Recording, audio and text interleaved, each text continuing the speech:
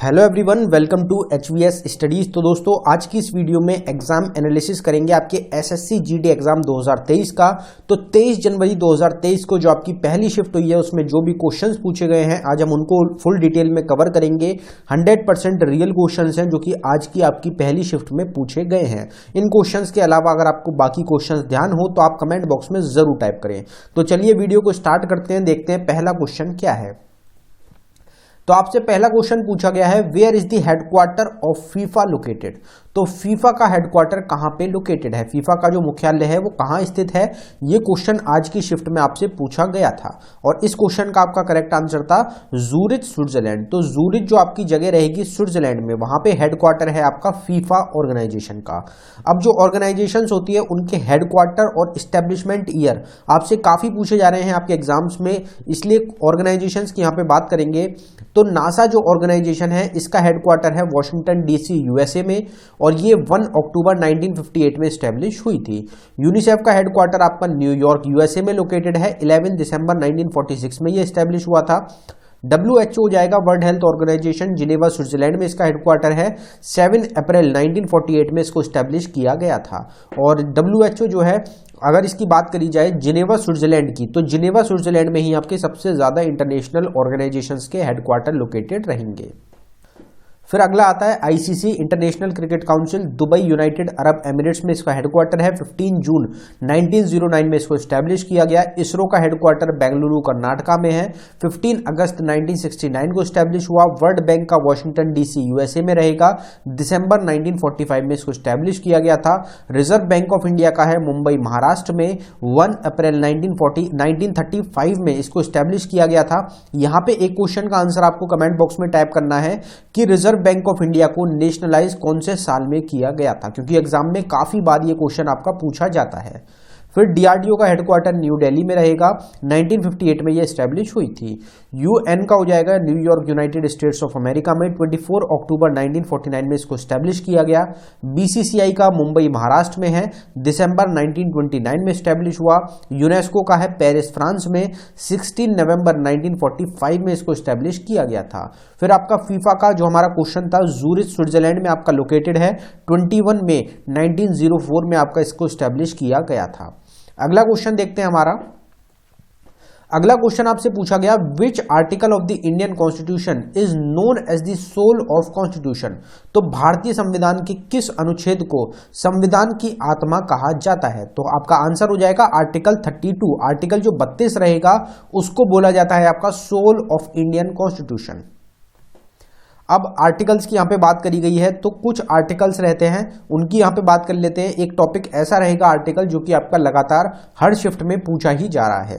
तो protection of life and personal liberty आता है आर्टिकल 21 में।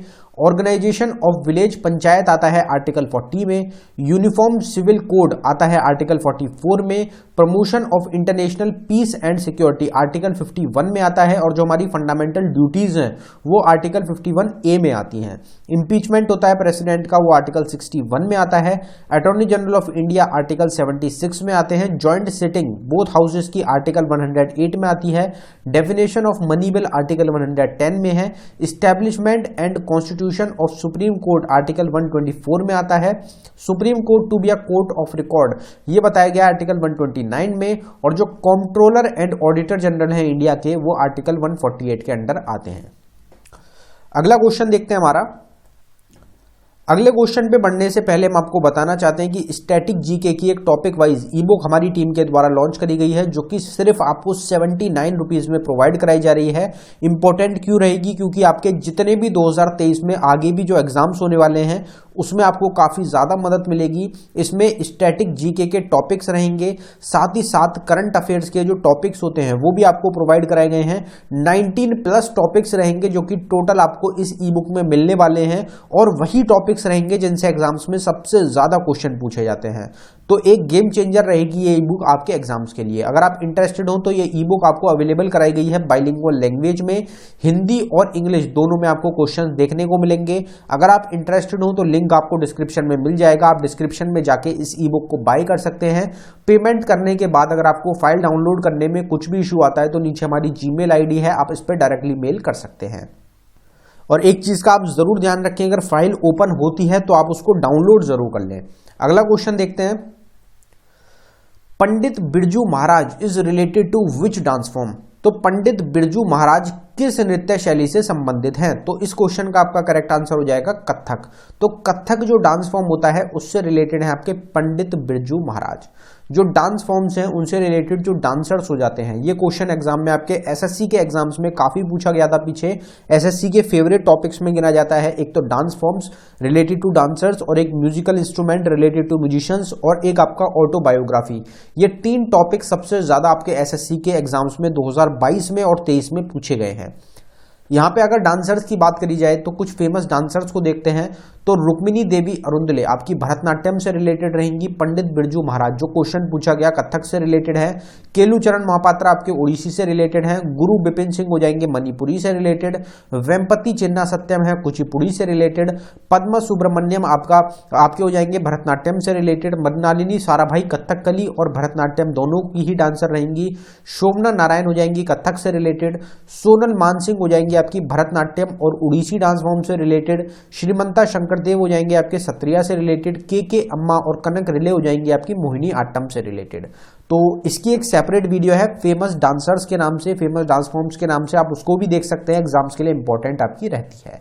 अगला क्वेश्चन देखते हैं, window remarriage act was passed in which year. तो विधवा पुनर्विवाह जो आपका ये एक्ट लाया गया था किस वर्ष ये आपका पारित किया गया था? तो इसमें आपका आंसर था 1856। लेकिन आपसे क्वेश्चन यहाँ पे ये पूछा गया था कि विडो रीमैरिज एक्ट जो था ये किसके द्वारा लाया गया था? तो आपका इसमें आंसर था ईश्वर चंद विद्यासागर। ईश्वर चंद विद्यासागर थे जिनके द्वारा विडो रीमैरिज एक्ट को बोला गया था, पास करने की कोशिश की गई थी। इनके द्वारा ही सबसे पहले जो विडो रीमैरिज कराई गई थी वो कराई गई थी, और जो बाल विवाह होता है उसके खिलाफ भी इन्होंने काफी अच्छा योगदान किया था।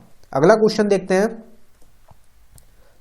अब यहां पे पहले एक्ट्स की बात करी गई है, तो पहले कुछ एक्ट्स को कवर कर लेते हैं जो कि आपके आने वाली शिफ्ट के लिए इंपॉर्टेंट बन जाते हैं। तो prohibition of child marriage act 2006 में लाया गया था। Ancient monument and archaeological site and remains act 1958 में लाया गया।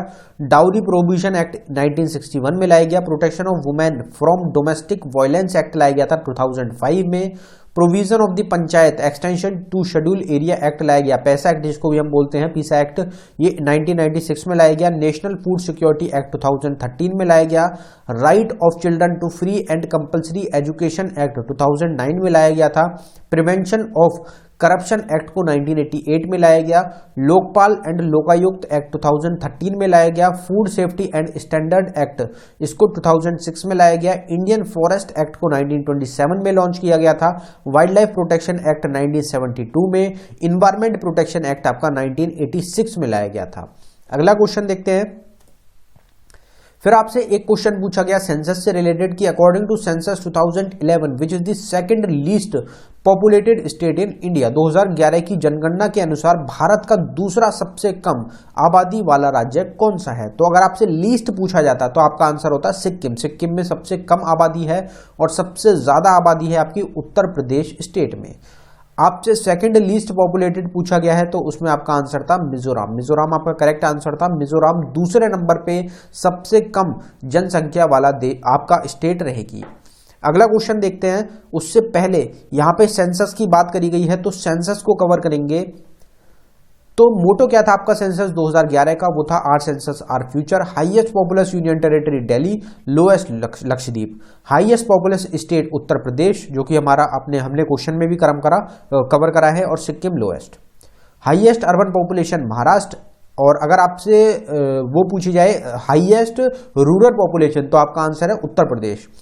एवरेज सेक्स रेशियो इंडिया में 943 रहेगा। हाईएस्ट सेक्स रेशियो वाली स्टेट है केरला और लोएस्ट सेक्स रेशियो वाली स्टेट है Haryana. Highest sex ratio union territory है पुडुचेरी और lowest sex ratio union territory है Daman Diu. Total person literacy rate 74% है। मेल लिटरेसी रेट है 82.14%। फीमेल लिटरेसी रेट इंडिया का 65.46% है। और हाईएस्ट लिटरेसी रेट कौन सी स्टेट का है? तो वो केरला का है 94% के साथ। लोएस्ट लिटरेसी रेट वाली स्टेट है आपकी बिहार 61.8% के साथ। अगला क्वेश्चन देखते हैं, इन विच 5 year plan main focus was on business. तो कौन सा पंचवर्षीय योजना रहेगी जिसमें जो मुख्य फोकस था वो आपका व्यापार पे था, व्यवसायों पर था? तो इसमें आपका आंसर था second 5 year plan. Second 5 year plan पे जो मेन फोकस रखा गया था वो बिजनेसेस पे रखा गया था, और ये 1956 से आपका 1961 तक ये आपका रहेगा। और पहला था आपका 1951 से 1956 तक। ईयर भी आपके पूछे जाते हैं एग्जाम्स में। What is the atomic number of carbon? तो कार्बन का परमाणु जो संख्या है वो कितनी होती है? तो कार्बन का सिंबल होता है C, और कार्बन की जो एटॉमिक नंबर होता है वो होता है 6। Who inaugurated the Bengaluru tech summit 2022? तो बेंगलुरु टेक समिट 2022 का उद्घाटन किसने किया था? तो आपका आंसर था इसका प्रधानमंत्री नरेंद्र मोदी। प्रधानमंत्री नरेंद्र मोदी ने ऑनलाइन इनॉग्रेशन किया था आपका बेंगलुरु टेक समिट 2022 का वीडियो कॉन्फ्रेंसिंग के माध्यम से, और एशिया का सबसे बड़ा, एशिया का बिगेस्ट टेक्नोलॉजी इवेंट था ये, जो कि आपका बेंगलोर में ऑर्गेनाइज किया गया था। स्कीम्स की थोड़ी बात कर लेते हैं, क्योंकि स्कीम से रिलेटेड भी लगातार क्वेश्चन पूछे जा रहे हैं। तो स्माइल स्कीम किस चीज से रिलेटेड है? तो ट्रांसजेंडर कम्युनिटी और बेगर से रिलेटेड है। पीएम आवास योजना 1 जून 2015 में लॉन्च करी गई, हाउसिंग से रिलेटेड। उड़ान स्कीम को 21 अक्टूबर 2016 में लॉन्च किया गया, एविएशन से रिलेटेड है। Women at the rate work programme Karnataka का रहेगा। मेरी पॉलिसी मेरे हाथ 26 फरवरी 2022 को लॉन्च किया गया, फार्मर से रिलेटेड है। राष्ट्रीय उच्चतर शिक्षा अभियान को 17 अप्रैल 2017 में लॉन्च किया गया, एजुकेशन से रिलेटेड। जल शक्ति अभियान को 22 मार्च 2021 में लॉन्च किया गया, वाटर से रिलेटेड है। पीएम स्वनिधि स्कीम को 1 जून 2020 में लॉन्च किया गया, अटल पेंशन योजना को 9 मई 2015 को, स्किल इंडिया को 15 जुलाई 2015 में, मेक इन इंडिया को 25 सितंबर 2014 को, स्वच्छ भारत अभियान को 2 अक्टूबर 2014 को, बेटी बचाओ बेटी पढ़ाओ योजना को 22 जनवरी 2015 को लॉन्च किया गया था। अगला क्वेश्चन देखते हैं, विच is the highest waterfall of Kerala state? तो केरला जो राज्य है उसका सबसे ऊंचा जलप्रपात कौन सा है? ये क्वेश्चन आपसे पूछा गया। तो इसमें आपका जो करेक्ट आंसर था वो अथरीपिल्ली फॉल्स था। अथरीपिल्ली फॉल्स जो है ये आपके हाईएस्ट वाटरफॉल है केरला स्टेट के, 1000 मीटर के अराउंड। कंफर्म नहीं है मुझे इसकी हाइट कितनी है, लेकिन ये आपके हाईएस्ट वाटरफॉल है केरला स्टेट के। तो ये आपका करेक्ट आंसर था। तो दोस्तों ये था हमारी वीडियो का आखिरी क्वेश्चन। अगर आपको वीडियो पसंद आई हो, वीडियो को लाइक करें। अगर आपने अभी तक चैनल को सब्सक्राइब नहीं किया है तो आप चैनल को जरूर सब्सक्राइब कर लें। इसी तरीके से एनालिसिस और एक्सपेक्टेड क्वेश्चंस की वीडियोस आपको हमारे चैनल पे प्रोवाइड कराई जाती हैं। डेली करंट अफेयर आपको चैनल पे मिलता है, स्टैटिक जीके पोर्शन मिलता है। तो अगर आपको वीडियो पसंद आ रही हो तो वीडियो को लाइक जरूर कर लें, एक बार चैनल को जरूर विजिट करें, चैनल को सब्सक्राइब करें।